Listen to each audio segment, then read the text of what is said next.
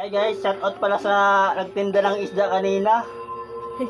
Ang pangit yung isda ka. Magsabaw-san ako ang tulungan sa magprito. Mukha kang Malapit isda. ako matapos guys. Nakita ko yung uod. Tuloy, yung sahog ng sabaw namin. Naging ulam na yung sahog. Sahog Ulam ka na daw. yun guys. Mangga na lang. Sahog. Sahog. Nula. Naging ulam na.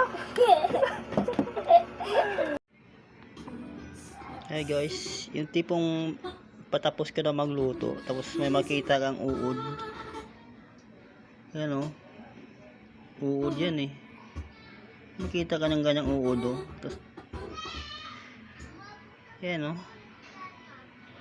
Yung patapos ka na magluto, tsaka mo na makita yung uod. Ay, pusang gala talaga o. Yes o. Grabe yung uod na to.